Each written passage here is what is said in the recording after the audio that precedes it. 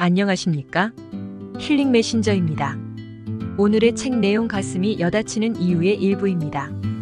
가슴을 알고 싶다면 무엇보다도 먼저 당신은 가슴이 아니라는 사실을 이해하라. 당신은 가슴을 경험하는 자다. 당신은 감정이 일어날 때 그것을 의식하는 의식이다. 내면에서 사랑의 감정이 솟아올라서 사랑에 빠졌다고 말할 때 그것의 진정한 의미는 가슴에서 사랑의 샘물이 올라와 자신을 적시고 있는 것을 느낀다는 뜻이다. 당신은 사랑의 태양 속에 떠 있다. 하지만 당신은 사랑의 감정이 아니다. 당신은 자신이 느끼고 있는 그 사랑을 경험하는 자다. 우리가 이 사랑의 경험에서 상대방의 역할은 아직 고려하지 않고 있다는 점을 주목하라. 왜냐하면 사랑을 느끼기 시작할 때 실제로 일어나는 일은 가슴이 열려서 아름다운 에너지가 흘러나오고 있는 것이기 때문이다. 이것은 당신으로 하여금 난 사랑을 사랑해라고 말하게 만들어야 하지만 당신은 그 대신 난 당신을 사랑해라고 말한다. 이것이 사랑의 경험 속에서 상대방의 역할에 관한 첫 번째 단서다. 상대방의 존재가 당신의 가슴이 열리는 것을 돕기만 하면 당신은 그를 향한 사랑을 느낀다. 만약 상대방의 존재가 가슴이 열리는 것을 막는다면 당신은 다른 곳을 두리번거리기 시작할 것이다. 인간관계가 그토록 어려운 것은 이 때문이다. 우리는 사랑의 근원을 외부로 투사한다. 그것이 언제나 내 안에 있다는 사실을 깨닫지 못하고 말이다. 사랑의 근원을 외부로 투사하는 순간 모든 것이 개인적인 일이 된다. 먼저 소유욕이 생기는데 그건 당연한 일이다. 우리는 사랑을 느끼고 싶었고 그 경험을 상대방에게 투사했다. 그러므로 그 사랑을 계속 느끼기 위해서는 그를 붙들고 있어야만 한다. 이로부터 매우 인간적인 감정인 질투와 의존심과 요구가 생겨난다. 마찬가지로 사랑의 물속에 빠져 있는데 애인이 미운 짓을 한다면 우리는 아프고 막힌 느낌을 받는다. 그것은 가슴에서 나올 수 있는 또 하나의 다른 느낌일 뿐이다. 사랑을 계속 느끼고 싶다면 가슴이 열리거나 다치게 하는 감정을 다루는 법을 배워야만 한다. 가슴이 열리면 사람들은 가슴이 열리도록 도와준 그것을 소유하려고 애를 쓴다. 가슴이 다치면 다치게 만든 것으로부터 자신을 보호하려고 애를 쓴다. 우리는 자신의 행위의 결과를 안고 살아야 하므로 가슴이 왜 열리거나 다치는지를 그리고 그것을 알아차리는 것은 누구인지를 이해하는 것은 삶을 바꿔놓는 깨달음이 될 수 있다. 가슴은 전자장치처럼 하나의 물건이다. 그것은 에너지의 진동을 방사하는 하나의 장치다. 전자장치와 마찬가지로 가슴은 든든한 에너지 공급원이 필요하다. 가슴이 다치면 당신은 긍정적인 에너지나 건설적인 목적 의식을 못 느낀다. 그 안에서는 매우 힘들고 불편해지기 쉽다. 어떤 때는 가슴 속에 큰 돌덩어리가 들어있는 것 같이 느껴지기도 한다.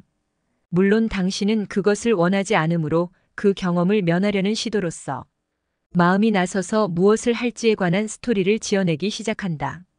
그를 떠날 거야. 그럼 무척 미안해하겠지. 이 대목에 대해 솔직하게 이야기해 볼 수 있는가? 이런 생각이 일어나는 것은 단지 한 인격 속에서 일어나는 하나의 과정일 뿐이다. 가슴이 다치면 에너지의 흐름이 강하지 않아서 이것이 부정적인 생각을 낳는다. 생각의 수준을 포함하여 무엇이든지 그것을 고양시키려면 에너지가 필요하다. 가슴이 오래 닫혀 있으면 사람들은 깊은 우울증에 빠지기까지 한다. 가슴이 열려 있으면 그런 일은 일어나지 않는다. 가슴이 어떤 상태에 있든 간에 그 상태는 계속 그대로 유지될 것처럼 느껴진다는 점을 주목하라. 하지만 당신은 삶 속의 여기저기에서 기회가 주어질 때마다 가슴의 상태가 실제로 바뀌는 것을 보아왔다. 사람들은 다친 가슴의 경험 속에서 완전히 정신을 잃어버려서 그 때문에 삶을 망친다. 가슴이 다쳤을 때 마음이 하는 말들은 당신이 아니다. 그것은 그저 가슴이 다친 상태를 표현하는 마음의 하소연일 뿐이다. 당신은 그것을 알아차리는 자다. 가슴이 열리고 흥분된 상태는 어떨까? 그 또한 마찬가지로 위험하다. 왜냐하면 당신은 그 상태가 바뀌지 않으리라고 생각하기 때문이다. 대개의 경우 가슴에서 솟구치고 있는 열정을 식혀버릴 일이 일어난다. 가슴이 열린 이유가 있다면 다치게 할 이유도 있는 것이다. 세상은 끊임없이 변한다. 마음도 계속 바뀌고 만물은 끊임없이 변화한다. 그러니 가슴이 열린 이유를 찾아낼 수 있다면 조심하라. 그것은 바뀔 것이니. 가슴이 다친 이유를 찾아낼 수 있다면 걱정 말라. 그 또한 바뀔 것이니. 당신이 내버려 두기만 한다면 당신의 가슴은 온갖 상황이 그것을 열리게 하고 다치게 하는 동안 그 요동 속을 잘 지나갈 것이다. 이것을 이해하지 못하면 당신은 그저 자신의 가슴에 일일이 반응한다. 가슴을 이해하기 위해서는 실로 위대한 존재가 필요하다. 왜냐하면 그들은 가슴이 원하는 것을 쫓아다니거나 원치 않는 것을 피해 달아나지 않고 가슴의 행태를 객관적으로 관찰하며 오랜 세월을 수행했기 때문이다. 가슴을 통해 흐르는 에너지가 이토록 변덕을 부리는 이유는 당신이 내면에 저장해 놓은 삼스카라 때문이다. 삼스카라가 건드려졌을 때 마음이 어떤 말을 하는지 예를 들어보자. 그가 그런 말을 하다니 믿을 수가 없군. 아버지도 그런 식으로 말하시곤 해서 정말 싫었는데 그 때문에 그토록 어릴 때 가출을 해버렸지. 또 그런 경험을 할 수는 없어.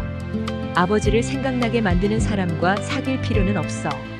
논리적으로 들릴지는 모르지만 그건 전혀 논리적이지 않다. 당신이 만나고 있는 이 사람은 당신의 아버지가 아니다. 아버지와의 관계에서 남겨진 삼스카라가 없었다면 아마도 당신은 현재의 관계를 훨씬 더 잘 다루고 있을 것이다.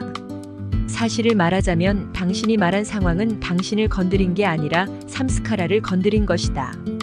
그리고 그 되살아난 삼스카라가 당신을 건드린 것이다. 그렇든 말든 간에 당신은 자신을 혼란으로부터 보호하기 위해 가슴을 닫았다. 당신의 가슴을 열거나 닫는 것은 당신의 삼스카라이다.